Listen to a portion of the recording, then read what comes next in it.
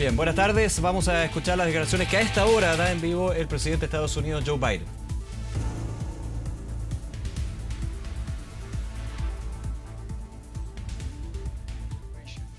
Guide them to the airport and provided them for their support along the way. We're going to continue to need their help. We need your help, and I'm looking forward to meeting with you.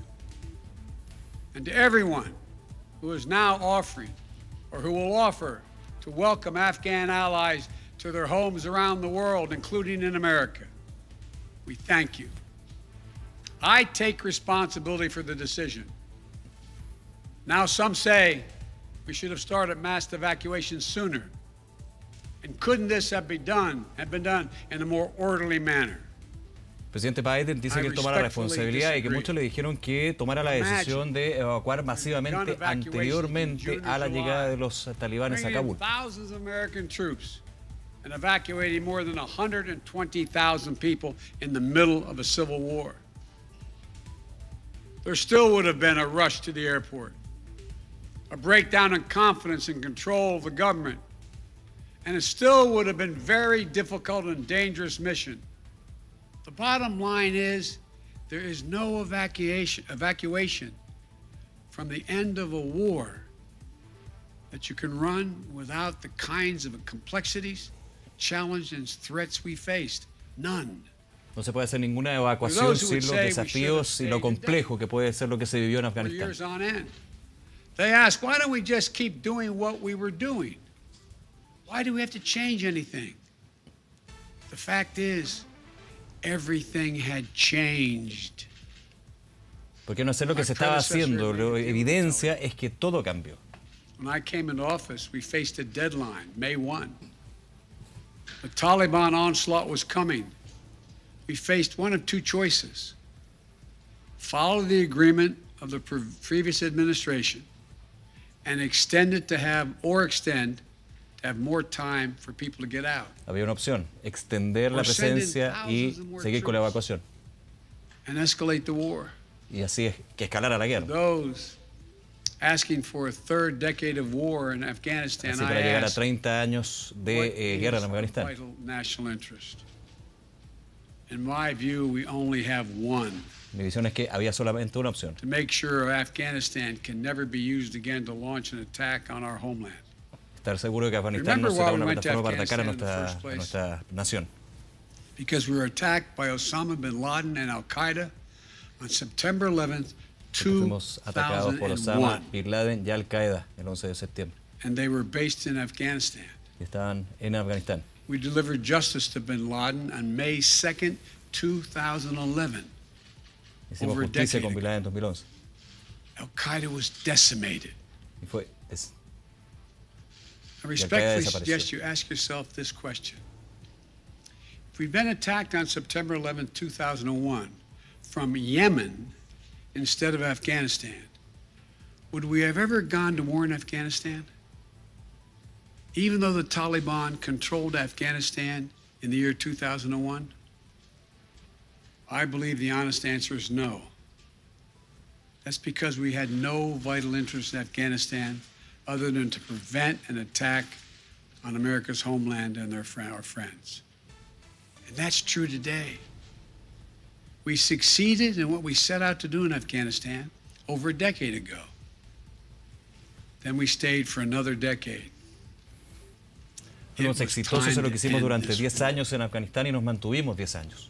This is a new world. Este es un nuevo mundo. The terror threat has metastasized across the world, well beyond Afghanistan. El terror se ha ido expandiendo a través del mundo, no solamente en Afganistán. In Somalia, Al-Qaeda affiliates in Syria and the Arabian Peninsula, and ISIS attempting to create a caliphate in Syria and Iraq, and establishing affiliates across Africa and Asia.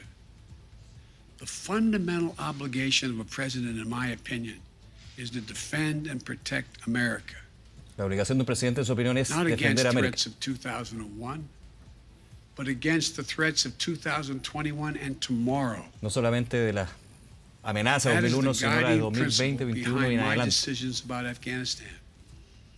I simply do not believe that the safety and security of America is enhanced by continuing to deploy thousands of American troops and spending billions of dollars a year in Afghanistan. No creo que la seguridad de Estados Unidos esté en seguir desplegando recursos, ejército y millones de dólares en Afganistán. But it's changed, expanded to other countries. Our strategy has to change too. Nuestra estrategia tiene que cambiar también. We will maintain the fight against terrorism in Afghanistan and other countries. We just don't need to fight a ground war to do it. We have what's called over-the-horizon capabilities. Para luchar contra el terrorismo no necesitamos solamente luchar en el terreno. Without American boots on the ground, or very few if needed. We've shown that capacity just in the last week. We struck ISIS-K remotely, days after they murdered 13 of our service members and dozens of innocent Afghans. And to ISIS-K, we are not done with you yet. No hemos acabado con ustedes todavía. ISIS-K. I firmly believe the best path to guard our safety and our security lies in a tough, unforgiving, targeted, precise strategy that goes after terror where it is today, not where it was 2 decades ago. El presidente Biden considera que la estrategia tiene que ser específica, enfocada en la amenaza para la seguridad de Estados Unidos. Here's a critical thing to understand. The world is changing. We're engaged in a serious competition with China. We're dealing with the challenges on multiple fronts with Russia. We're confronted with cyber attacks and nuclear proliferation. We have to shore up America's competitiveness to meet these new challenges. Las declaraciones del presidente Joe Biden a esta hora tras el